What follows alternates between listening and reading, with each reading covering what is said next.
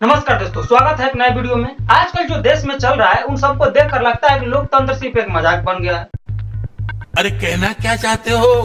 लोकतंत्र के नाम पर सिर्फ अपनी कुर्सी बचाना है, पावर बढ़ाना है और रही बात कैमरों के सामने अपना चेहरा चमकाना और रही बात जनता का, तो जनता के मुंह में कभी कभार लॉलीपॉप दे देना है ताकि जनता सिर्फ चुगलाती रहे। और आजकल तो ऐसा हो गया है कि पक्ष हो या विपक्ष, किसी भी पार्टी का कोई भी नेता हो, अगर उससे कोई गलती हो जाती है या किसी काम में नाकामी हासिल हो जाती है तो उसको मानने के लिए वो पार्टी कभी भी तैयार ही नहीं होती है, चाहे कितने लोगों का जान क्यों न चली जाए। उसके बाद वह नेता उस मुद्दा को, उस समस्या को डाइवर्ट करके सवाल पूछने वाले के ऊपर ही ठोक देता है।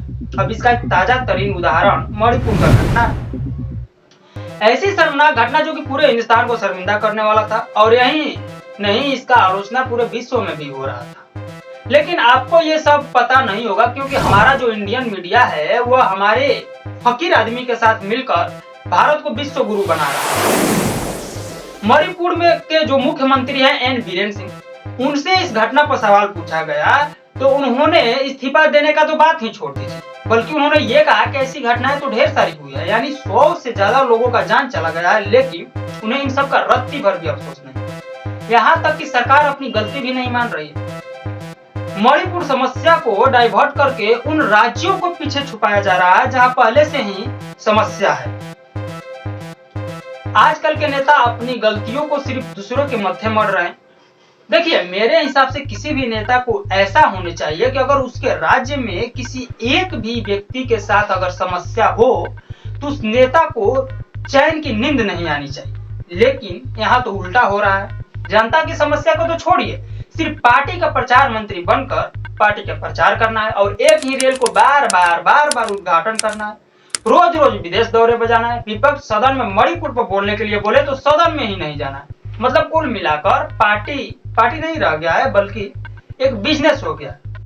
बात तो सही है। दौड़ना तो पड़ता है।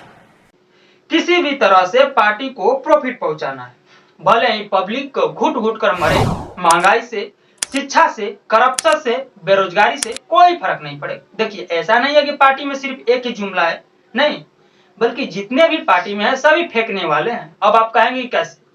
तो एक कहावत है कि सब हंसुआ के गीत गावत रहे तो एक जना आए ना तो खुरपी के गीत गावे लोग। बिल्कुल कुछ इसी तरह कुछ दिन पहले संसद में हुआ। एक स्मृति ईरानी जी है जिन्हें लोग गैस सिलेंडर वाली के नाम से भी जानते हैं। वो इसलिए कि जब गैस के दाम 400 के आसपास था तो गैस सिलेंडर को अपने सर पर लेकर हर जगह घुमा करती थी। लेकिन अब बिल्कुल विपरीत हो गया है। ऐसा इसलिए कि जब विपक्ष ने सदन में मणिपुर की हिंसा पर बोलने के लिए कहा गया तो मणिपुर पर नहीं बोल के राहुल गांधी का मुद्दा उठा ली और अपनी एक्टिंग चालू कर दी। यानी कुल मिलाकर बात यह थी कि जहां पर लोगों ने अपनी इज्जत और अपनों को खोया है उस पर बात नहीं होगी, दूसरी चीज पर बात करनी है तो सरकार रेडी है। ये तो हाल हो गया। कुछ समर्थक लोग एजुकेशन का बात करते हैं और कहते हैं कि क्षेत्र में बेहतर काम हुआ है। ठीक है, यही नहीं बल्कि पार्टी के बड़े बड़े नेता यानी बड़े साहब भी, मोदी जी भी यही कह रहे हैं। उन्होंने तो यहाँ तक बोला है कि भारत में हर एक सप्ताह एक नई यूनिवर्सिटी बन रही है, हर दूसरे दिन एक नया कॉलेज खुल रहा है। यही नहीं, भारत में हर साल एक नया आईआईटी और एक नया आईआईएम बन रहा है। लेकिन हकीकत क्या है आप लोग खुद देख लीजिए। बीजेपी के ही मंत्री संसद में बताया है कि पिछले 5 सालों में एक भी आईआईटी और आईआईएम नहीं खुले। अब हमको ये नहीं समझ में आ रहा है कि इतने बड़े नेता हो के भी झूठ क्यों बोल रहे हैं। अब उनके जो भक्त हैं वो भी तो अपने बॉस का सीख कर झूठ ही बोलेंगे और क्या करेंगे। यही नहीं, अगर यूनिवर्सिटी की बात की जाए तो अभी झूठ है, जुमला है उनकी भाषा में। यूनिवर्सिटी खुल भी रहे हैं तो सरकारी नहीं, प्राइवेट खुल रहे हैं। अब भाजपा के बहुत से नेता बोलते रहते हैं कि हम गरीबों के नेता हैं, तो आप ही बताइए कि क्या गरीब का एक बच्चा प्राइवेट यूनिवर्सिटी में दाखिला ले सकता है क्या? अगर कुल मिलाकर एक लाइन में बात किया जाए तो सरकार सब कुछ धनी वर्ग के लिए कर रही है, गरीबों के लिए सिर्फ बातें कर रही है।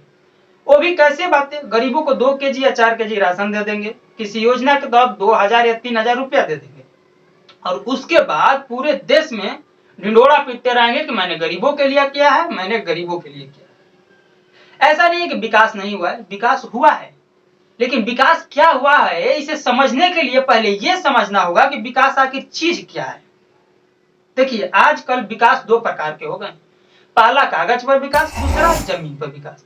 अभी मौजूदा समय में जो हो रहा है वो कागज पर विकास है। और रही बात जमीन पर विकास होने की, तो वो भी हुआ है, लेकिन आम जनता के साथ नहीं, बल्कि उनके खुद को और उनके खुद के परिवारों के साथ हुआ है। तभी तो उनके बच्चे विदेशों में पढ़ते हैं और हमारे बच्चों को एक अच्छा स्कूल या एक अच्छा कॉलेज तक नसीब नहीं हो रहा है। ऐसा नहीं है कि देश में अच्छा शिक्षा नहीं मिल रहा है, अच्छा शिक्षा मिल रहा है, लेकिन इतना महंगा मिल रहा है कि उसको सिर्फ हाई क्लास के लोग ही अफोर्ड कर सकते हैं। मिडिल क्लास और गरीब लोगों को तो सूंघने का तक नहीं मिल रहा। गरीब लोगों को सिर्फ सरकारी खिचड़ी खाने के लिए छोड़ दिया गया। खिचड़ी खाते रहो, अंधभक्त बनते रहो। अच्छा, ये सब छोड़ दिया जाए तो उनका एक फेवरेट नारा हुआ करता था, बेटी बचाओ बेटी पढ़ाओ। तो क्या सच में बेटियों को बचाया जा रहा है, या सिर्फ ये भी एक चुनाव जीतने का टेक्निक है?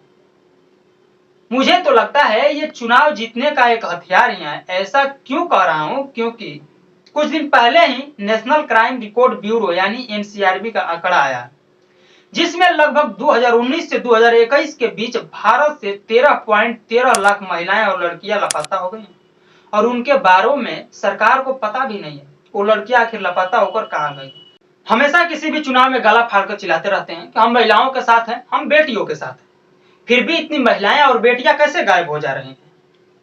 और मैं आपको बता दूं कि सबसे ज्यादा आंकड़ा तो उन्हीं के राज्य का है, मध्य प्रदेश का, जहां 1,60,180 महिलाएं और 38,234 लड़कियां गायब हो गई।